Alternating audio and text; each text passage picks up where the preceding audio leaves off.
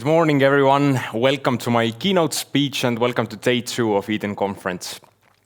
Thank you for that nice introduction. My name is Karl Vilhelm Valter, and I truly am a bachelor student at Tartu University. The next slide will give even more details about me. So who am I? I'm 21 years old. I'm a third-year student at Tartu University with a major in computer science and a minor in material science. I'm a member of S-Cube. It is a team of Estonian students, but also students from around the world. We have, in this S-Cube 2 project, we have had over 500 students come through, and a lot of them are international.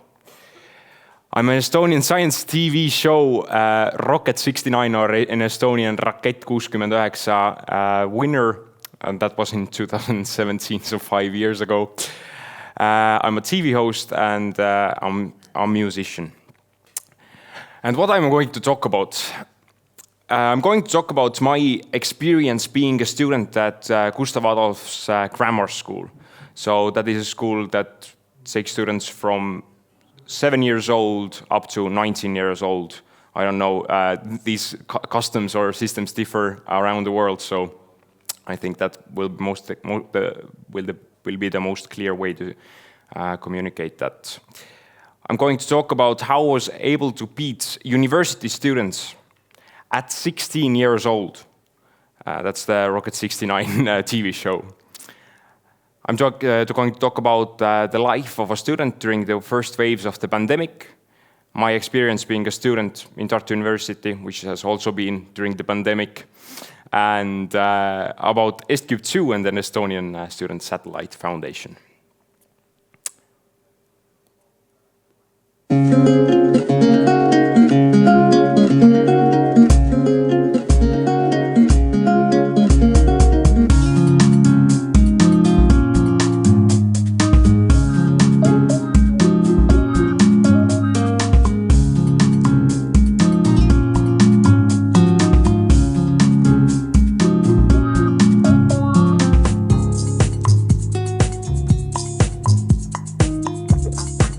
I love that copyright-free music. It's so relaxing.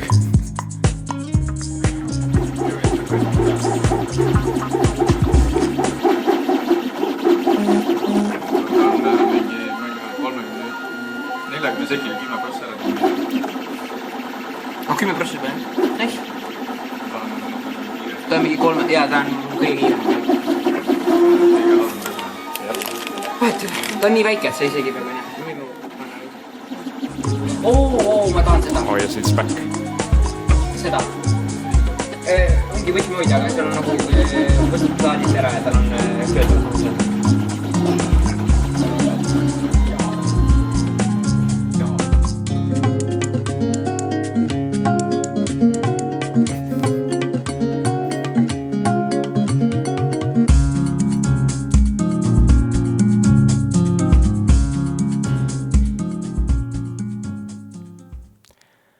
So this was a little clip of how we got our first 3D printer in Gustav Adolf Grammar School, and that was 7 years ago. So I was like 14, and it was a nationwide project. A very charitable person was trying to revolutionize the school system by giving 3D printers to schools.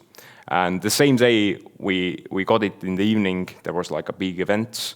Everybody else wanted to go home, but I was so excited, so I wanted to stay, put up the printer and get our first print to see if it really works. I had been dreaming about the 3D printing technology for a long time, seeing it on YouTube and everything. But that's a great example of how students were able to be hands-on with this technology, because I was pretty much the one who set it up, and our teacher was just standing and looking over everything and saying, "Oh yeah, you're doing great." So that's the thing I love about technology and IT, is that it is so new. and it is constantly developing. So it is pretty much impossible for a single person to stay on top of everything that's happening. And that allows students to know more than teachers, at least about some topics. And we can learn together. And the main thing, why you can let students get hands-on with technology, IT, because overall failure is okay. At least for the teacher, she can say to her bosses or whoever is angry about that something failed, that, oh, this is so new technology, it's like the first time we're trying this in Estonia or something, and everybody will be like, oh yeah, if it's the first time, then okay, we can allow that. If you fail at like teaching mathematics, we have been doing that for thousands of years, so failure is not allowed there. But with IT and technology, it's a little bit not as harsh. And this part I'm going to be talking about the Gustav Adolf Grammar School and my experience there. So at that school, we start learning programming and IT survival skills, I call it, from first grade. So we're 7-8 years old. We start working with a computer. We have to log into Windows. We get our own account. We have to be able to manage all that. And I think that it just kind of plunges you into the water. And because, as I said, students know more than teachers, pretty soon I was also teaching at my school, giving workshops and lessons to other students and pretty soon other teachers. And not just teachers from my school, from all over Estonia and even around the world. I think Mart shared that how was it with a group of principals from Europe. Yes. Yeah, and I was like, 8th grade, and I gave a workshop on programming and teaching programming. So that's what we had at KAG. We had IT students who mastered some part of a subject, and they were able to teach. And what is the best way to learn? It's to teach. And I wasn't an IT student per se. Those are like paid positions, and they actually run the school's IT team. And they are hired from the student population. When students graduate, they also get fired. And I was not one of them, but I was a kind of a free radical. And if I found some kind of a cool new tool, I also did a lot of robotics, and robotics are also included in our curriculum. I think a story about how I found on the internet, of course, Arduinos, which are programmable little microcontrollers with which you can add sensors and logic and like motors, and you can do stuff. And I was so excited so I could make like a machine that like had logic in it, that I came to school, pitched it to Ingrid Madvere, our IT specialist, IT technologist, and we ended up getting like 30 of them for our school, and they started using them in the robotics, and I helped with developing that material of that material that they used then to teach. Now is the time where we need to play the video. Yeah?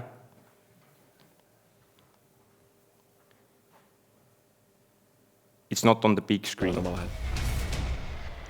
Teie ülesanne on ehitada tuulegeneraatorile tiivik, mis aitaks toota võimalikult palju elektrienergiat. Võidab see meeskond, kelle generaator kõige rohkem energiat toodab. Kas olete valmis? Jaa. Läks! Iga 5 minuti tagant lülitatakse puhur 30 sekundiks sisse. See tähendab, et need 30-sekundilised perioodid, I think you can mute it. Võimalik oma lahendust mute the video, but keep on eriti playing. tähtsad. So what you're seeing now is the TV show we have mentioned now many times, Rocket 69 or Rakett 69. And this is 5 years ago. You can see a smaller, younger version of me competing there. And against, or now I'm in a team with Gert, who is 21 years old, as old as I am today. And we have to work together. They gave us an exercise or challenge that they had a generator and we needed, or a wind turbine generator, and we needed to make some kind of blades for it, a propeller for it to capture wind blowing from that box they showed. And you have like half an hour to do it, and 2 teams competing, and then we put them to the test side by side, and we can see who does better. So that is what Rocket 69 is essentially. It's a problem, and you need to solve it somehow.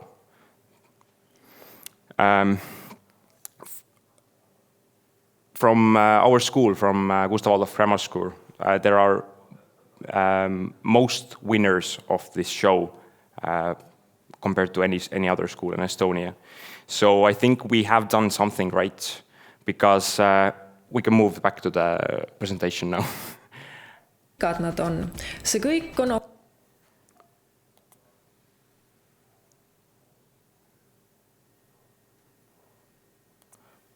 We have done something right. Oh yeah, we got it. So, because what are the skills you need to succeed in that show?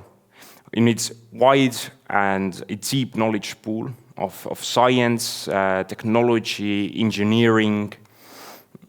You need amazing communication skills and really, really good teamwork abilities, because for most of the show you are working in teams. There are some challenges, and especially during the end part of the show, that you have to be alone more or stand for yourself more. But even the final of the show, where there are only 2 of them left, and it was me and Gert that you saw, and we had been like teammates or from the same green team from the first episode of the show. So it was a battle of titans, but the final also is a teamwork challenge, because you pick members of the show who, well, they have fallen out of the show, but we bring them back.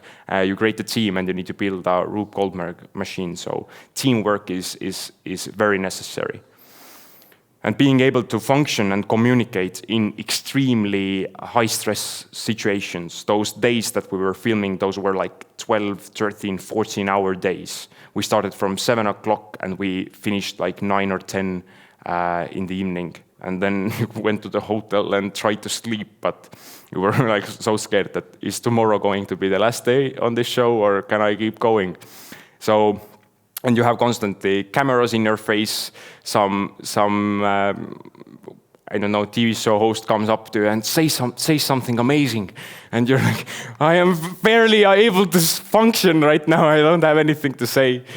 But yeah, so I think thanks to that I had a lot of experience on stage and with cameras.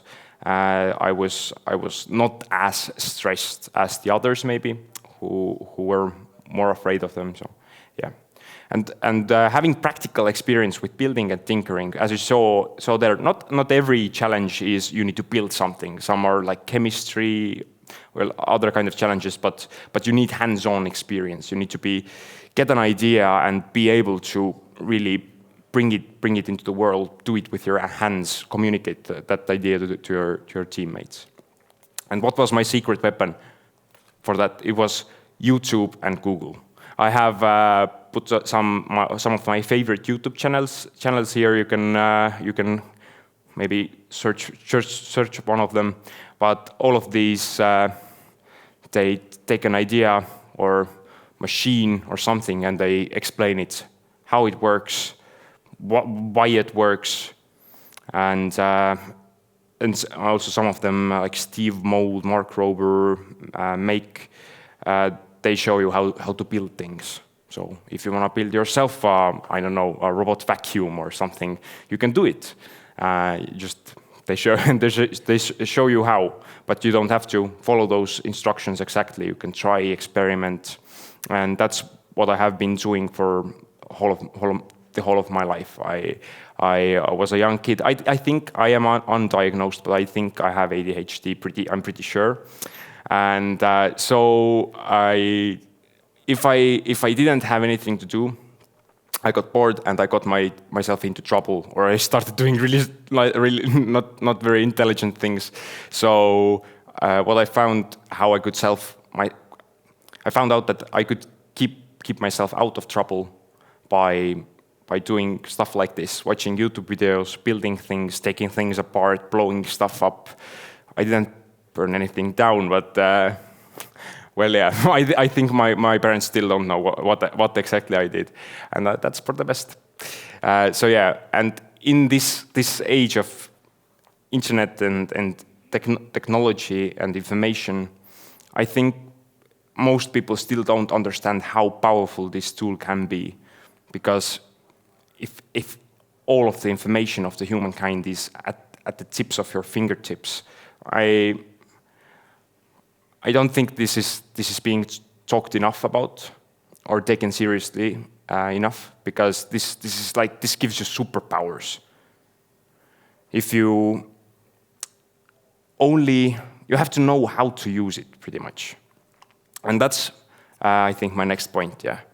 The most valuable knowledge is the knowledge how to create knowledge. Because this gives you info, facts. That isn't knowledge. For that, you need to know the process. You need to do it so much that you understand it intuitively, how to create knowledge. You need to. I wrote up a little process. I think kind of captures what I usually do. This isn't researched or anything. This is just my ideas. But the first thing you need to do, you need to understand the question, because for many questions that are, well, bad, you don't need to even answer it. You can just say it's a stupid question. And some questions have the answer inside them.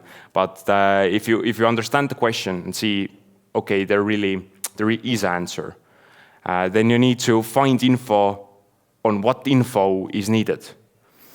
Because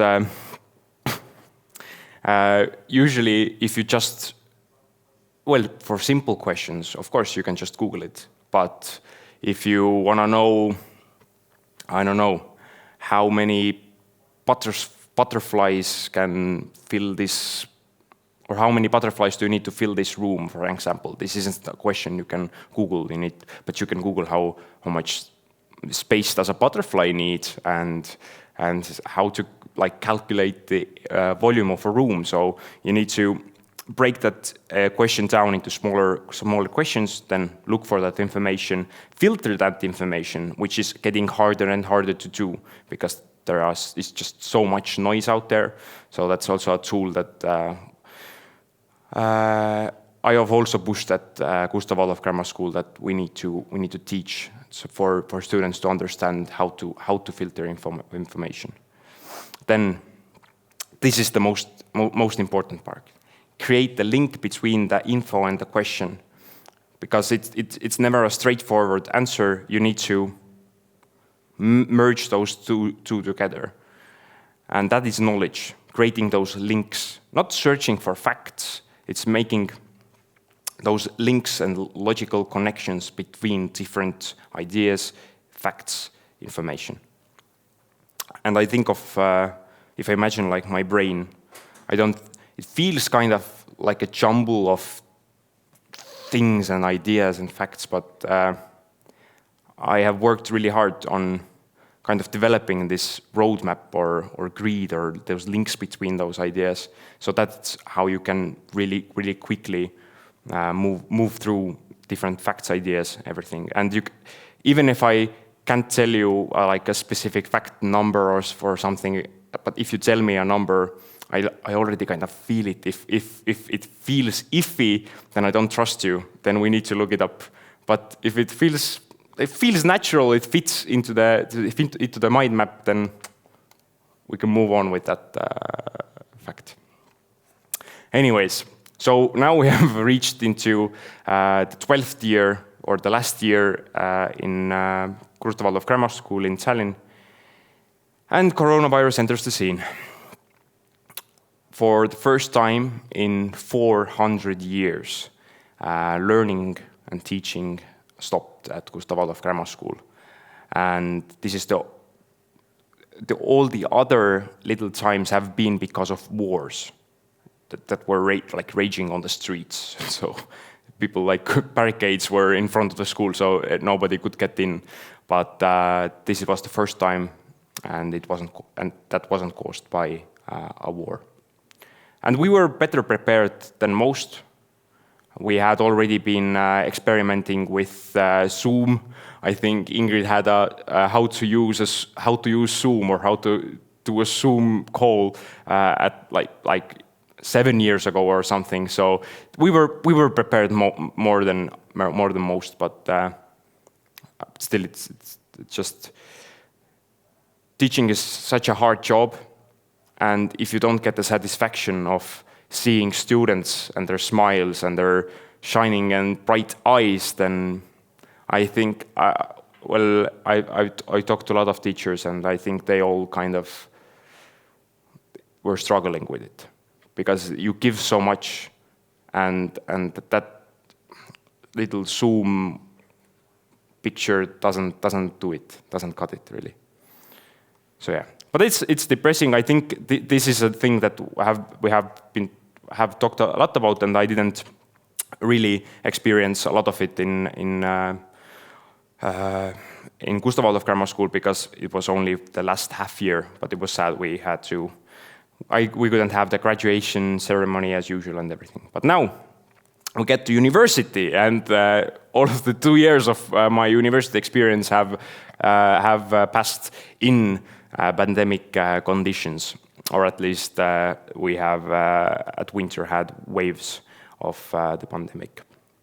And I would like to paint you a picture of what I had in mind when I was in 12th grade of what is uni life going to be like. We all had heard the stories of student life is the best. You have no parents. You can be out as much as you want, go drinking, maybe get to some classes. My parents met at Tartu University.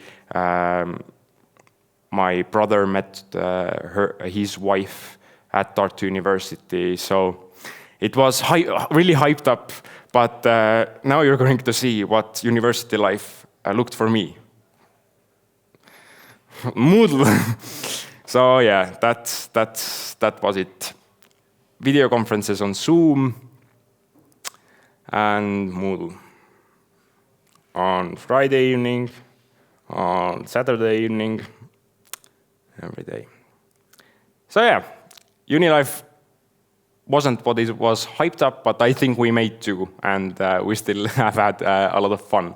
But I would like to do now a little a question round, or you can vote on how many different communication channels and environments, apps, websites I have had to check daily to survive in university, to not get kicked out, to not miss something. Let's just raise your hand if you agree with a number I'm going to say. So who thinks 1? That's not possible, of course, that's not possible. 2, feels still too good to be true. 3, 4, 5, 6, okay, 6 is getting some hands. 7, okay, some hands from the back. 8, okay, 9, 10, do I need to keep going? Okay, 10, 11, 12, okay, 13. Who thinks it's even higher than that? Okay, something, okay. So let's see. This isn't the defined list. This is what I remembered yesterday night when I was preparing this presentation like 6 or 7 hours ago. yeah, like well, 7-8 hours ago, what I gathered. But so we have, does it work? 1, 2, 3, 4, 5, 6, 7, 8, 9, 10, 11. Okay, that's it. 11!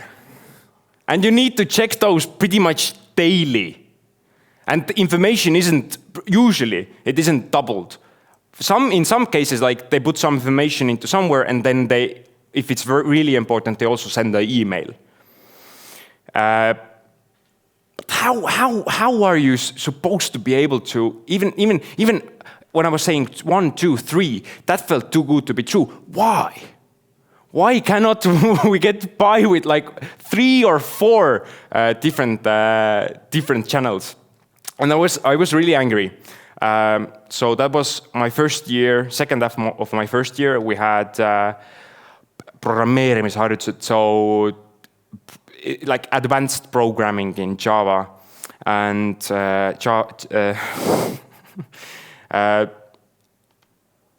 I found out, or the professor wrote to us, I think that was in Slack, that, okay, so I hope everybody is ready for the freaking test that's on like Wednesday, and it was Monday. So 2 days. And I had booked Wednesday because it was supposed to be a regular lecture which was recorded, and I knew I will, if I want to, I can rewatch it, but with that course, I pretty much didn't watch the lectures. I just did the practical stuff because it's programming. I learn better that way. But then I couldn't move, so I had to and then I wrote to the professor because now I'll redo the test. It's fine. But I was just so angry that why do you need to tell like 2 days in advance? Why not a week? 2 weeks maybe. Like, you know these dates, and okay, it got a bit.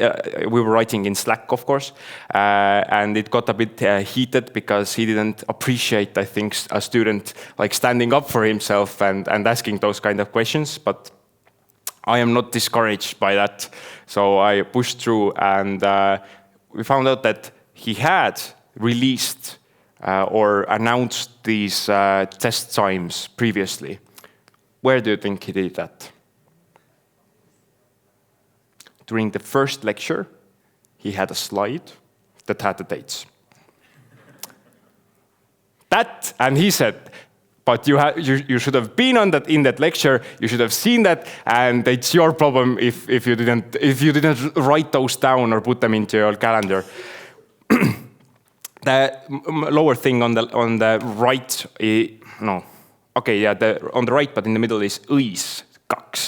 So that's õppeinfosüsteem, so studying information system.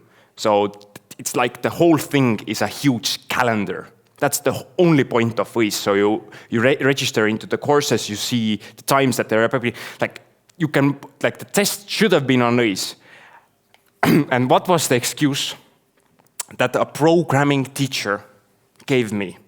If I asked him, why could you not, if you release them with the first lecture, why could you not upload those also to õis? He said, the system is too difficult. And if he wasn't comfortable. A programming teacher teaching advanced Java said that the system is too difficult to use.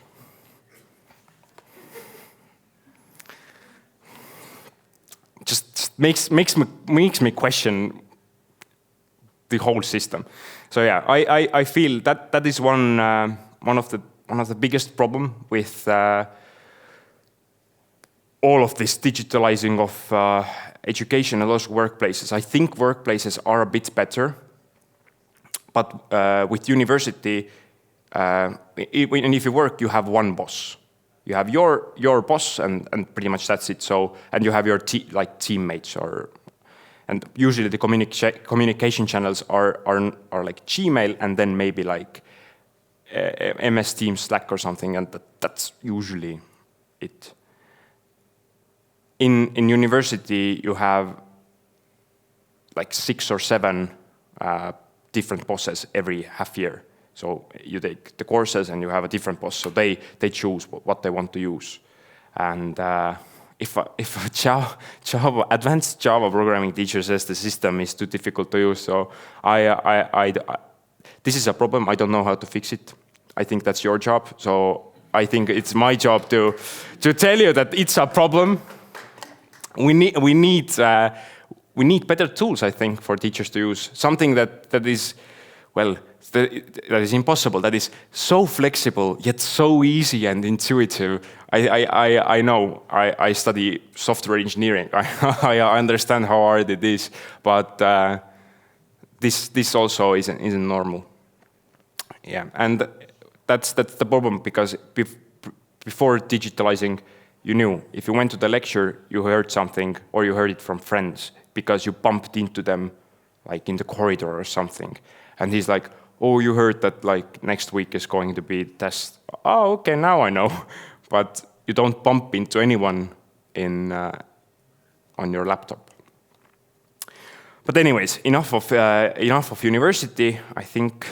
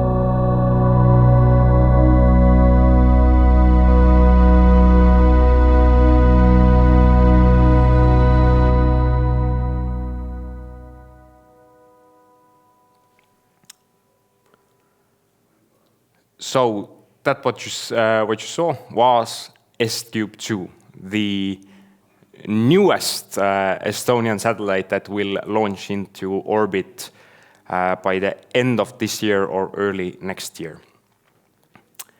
And this is a small part of the team behind S-Cube-2 at our press conference in this January.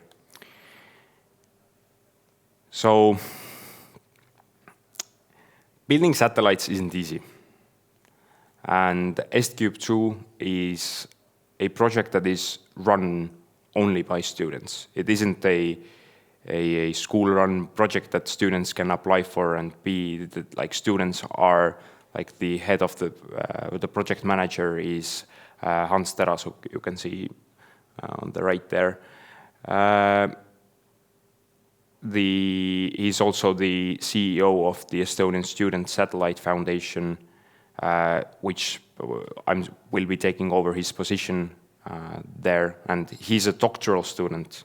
I'm a bachelor student. So it shows that it truly is a project that is run by students, and we stand for that project. We don't have really anyone to fall back on or to throw our hands up and say, just do it yourself, take it over from us, we can't do it. We have to do it. It's a truly a proving ground. It's just a pretty picture. I don't know. I just put it in because I wanted to share it. I really like that picture. It's one of my favorites. But yeah. And of course, with every project, there are the classic challenges, but I think especially announced in this one because it is run by students and worked on by students, and it's space technology. So miscommunication, obviously, and this is even more during the COVID pandemic. We used Discord for in-team communications, and people just don't read read messages you sent them. People going AFK, away from keyboard for long periods of time without telling anyone that they're going to be AFK for a while. Like they have an exam season or some personal problem or whatever. They need to focus on school or something, and they don't let anyone know that they're going to be away from the project or just leaving the project completely. Managing those tools, managing the communication channels, but also for software, all the repositories, and for 3D models and engineering, all those tools, it gets pretty hectic, and you need to put a lot of effort, not in only developing the satellite, but developing your own tools and managing those libraries and tools. Keeping a social media presence during COVID pandemic, like should I take a selfie of me in my underwear programming at my laptop? Like that's not the content we want to see. Of course, fundraising, no startup events, no possibilities to meet possible investors. It's and also then creating those relationships and connections with mentors, investors, partners. These are all classic challenges. I just now know them from the perspective of trying to, I ran the PR and communication side of Stube, and now trying to take over the CEO position. But pushing the boundaries of what is possible should not be easy anyways, or they would have been already considered possible before we started. So I think I would like to end with that thought, and I'm ready to have a conversation with you, answer all your questions, or if you would like to hear about something. Thank you.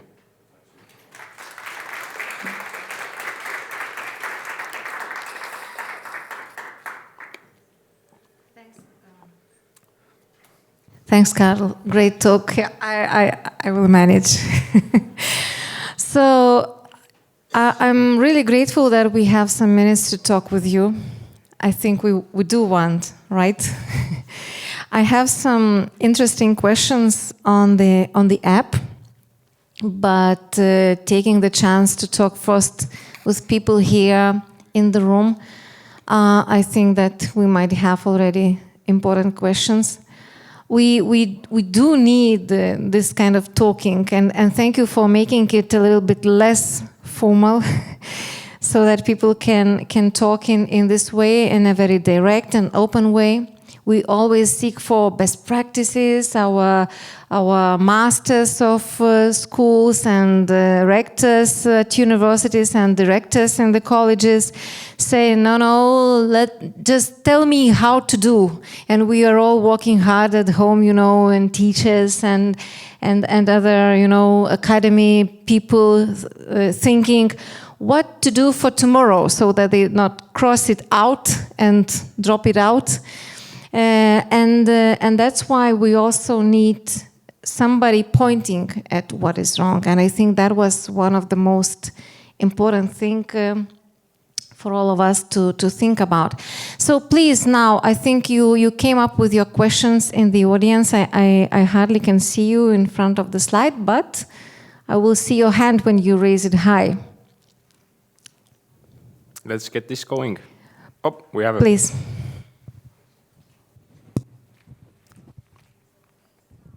Just a very quick logistical question. I saw the picture there with, was that the actual satellite? How big is it?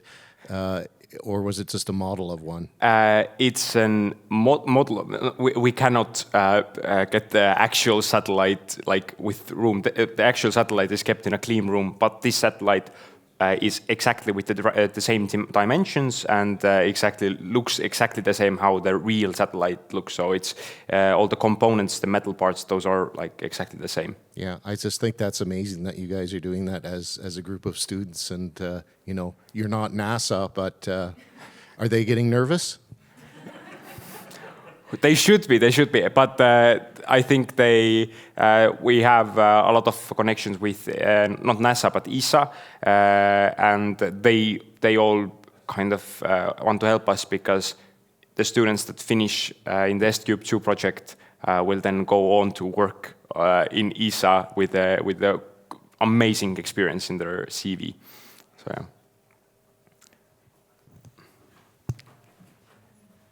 Just to confirm, if I'm correct, that actually the students from the first Estonian student satellite team actually already contributed to I think some camera systems that are used now by ESA in some normal satellites. And we had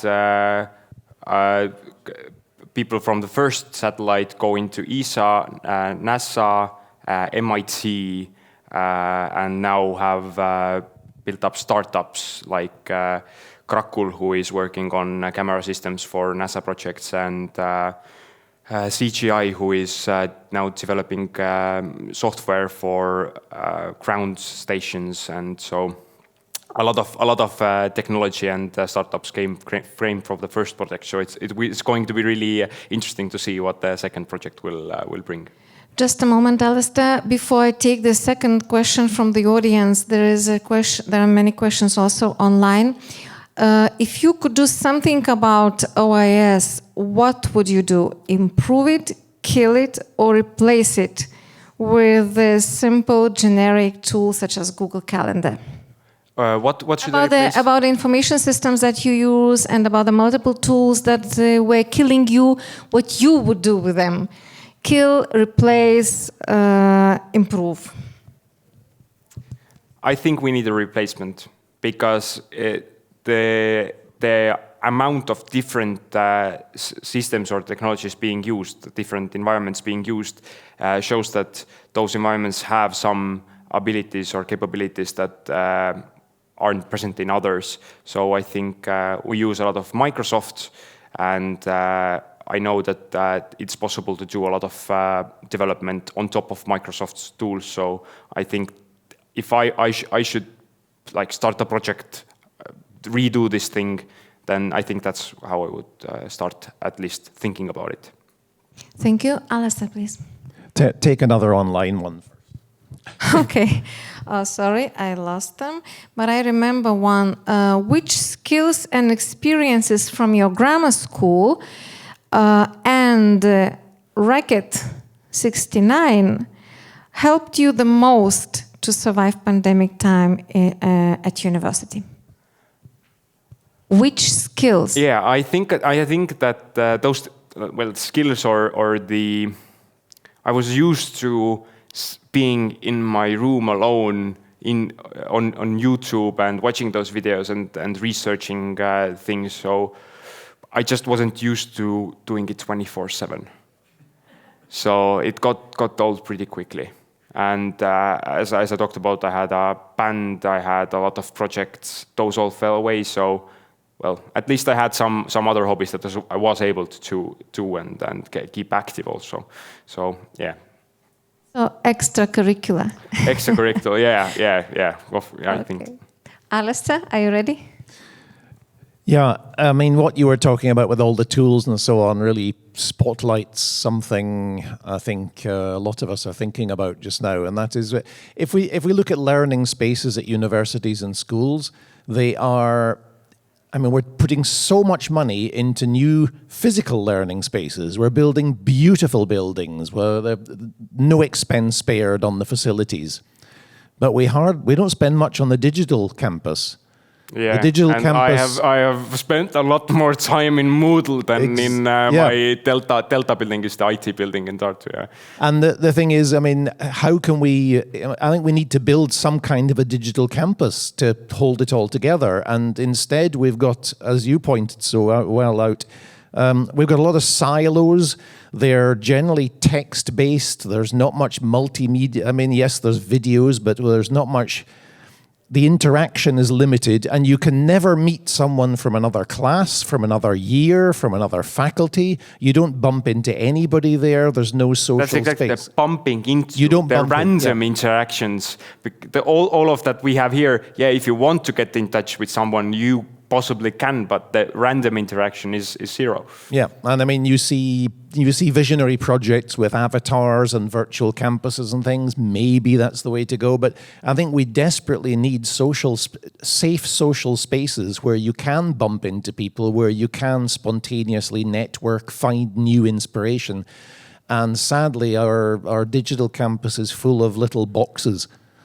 That's not really a question, I know, but I'm just... No, I totally agree. How could we solve that? I think VR and AR are going to be monumental in the development, but I think that technology truly is at least 5 to 10 years away. We are seeing, now VR is getting to a consumer level, so it's like 300-400 even I think on sale you can get for €200 a headset which is of pretty good quality, but all of the development that is needed, that cost is not represented in that €200. So I think someday that will happen, especially as I personally really I think I see a vision in space for humanity. And in space, we are in little small boxes. So especially in there, we need to be able to have that social interaction, have that random bump-ins, be connected to a larger population. Then I think, in that sense, VR and AR are going to be monumental, and we need them. Not very inclusive, though.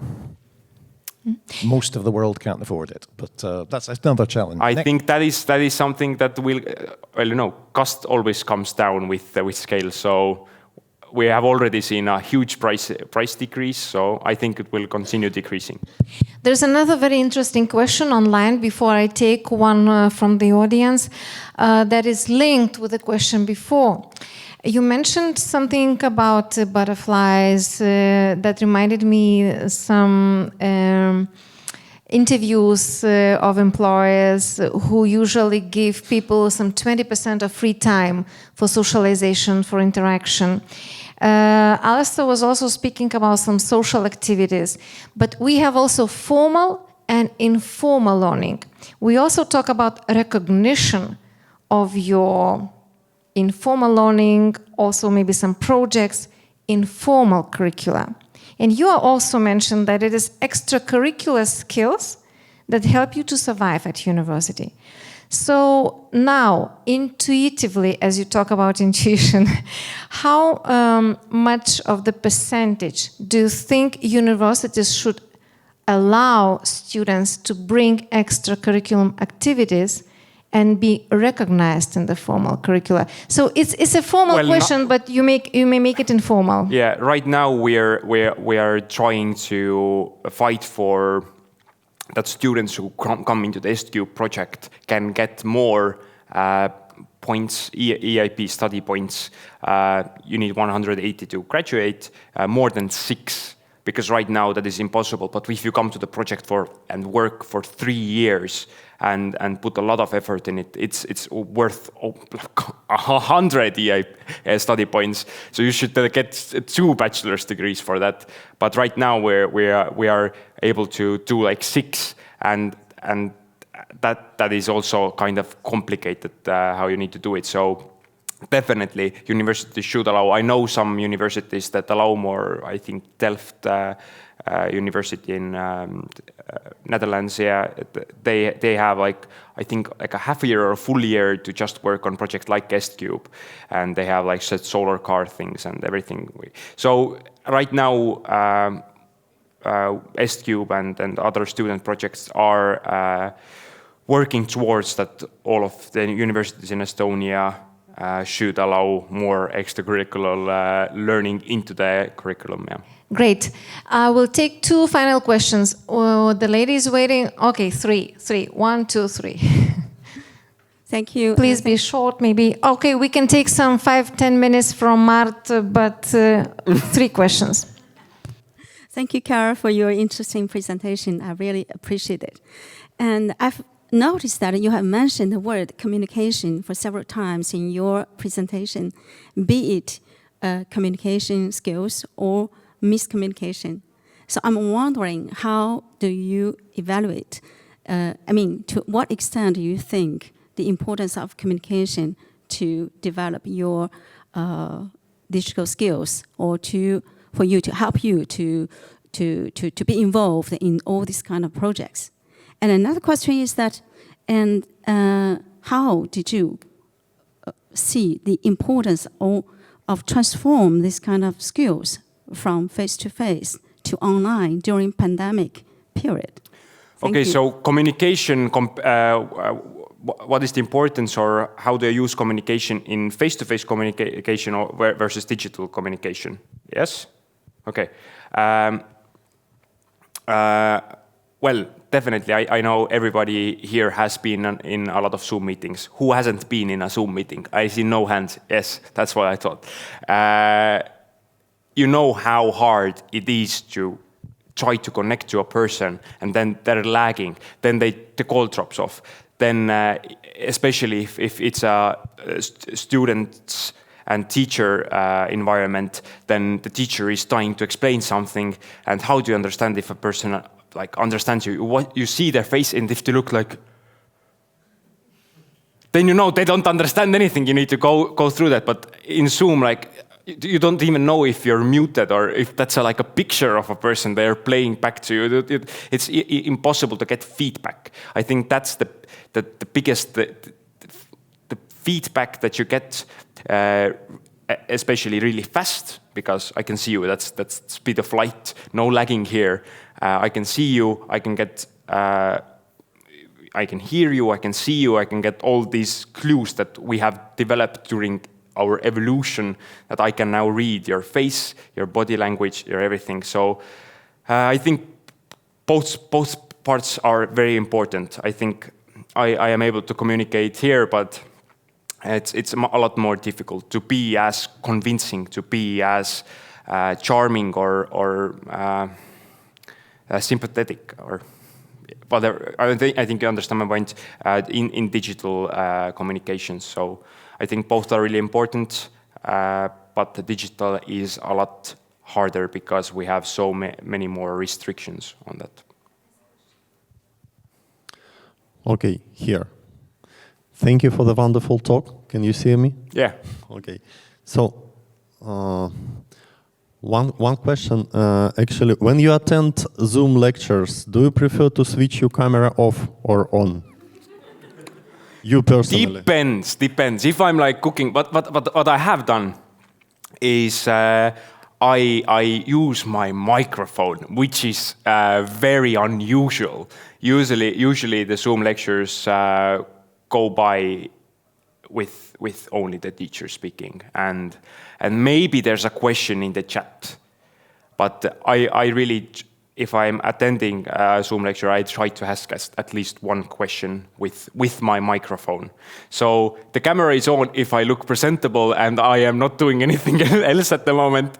But yeah, what I think is even more important is to be present, ask questions and give feedback through the microphone. And that is surprisingly also a problem in face-to-face lectures that take place. So I have felt so many times in university, I'm sitting with 100 other students, and I feel like for 1.5 hours, me and the lecturer are having a conversation, and everybody else is just listening to us. And that makes me angry and sad that nobody else wants to join in and bounce around ideas, because I was so tired of the Zoom lectures. When you finally were able to be in a face-to-face lecture, I just wanted to communicate. I want to ask questions, bounce around ideas. That's why we're here. That's why I'm not watching a pre-recorded lecture, because I can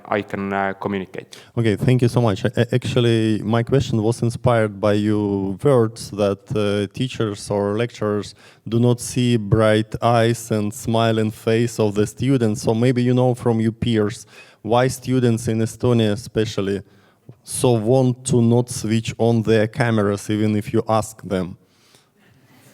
Maybe some reasons. I think that's the problem, that they don't feel presentable. That's what I was saying. If I'm not doing anything else and I'm presentable, then it's fine. But during the pandemic, if you had no reason to put yourself together and go out, usually you put yourself together to go out, you had nowhere to go, so you didn't also do this. So I think it's related to that. But also Estonians are not really social unless there's alcohol involved. So I think I'm not the rule, but the exception more. Yeah. Yes. Hi, Guy from Tel Aviv University. First, thanks for the amazing presentation. Can you elaborate more about the differences between your experience from informal learning and formal learning, and what was more meaningful for your development without connection to accreditation or? Okay, so informal versus formal. I think the main difference is formal learning is structured in a way that a lot of smart people have spent a lot of time thinking about how should we structure this. Informal learning is, or at least in my case, watching YouTube and Google, it's like picking like apples or something, or cherries that, oh, this is interesting. And you don't really get this logical structure to your knowledge. So I think the importance of formal learning is to give a student a logical structure, which like starts from the questions like, who am I? What is life? What is technology? How biology works? So you can see that there's like, from what I feel, what I see, there's a branching logic tree that we try to build in informal learning. And then informal learning comes in and puts cherries on that tree, maybe. That's a pretty nice metaphor. I just thought of it. So yeah, formal learning is the tree and informal learning are the cherries.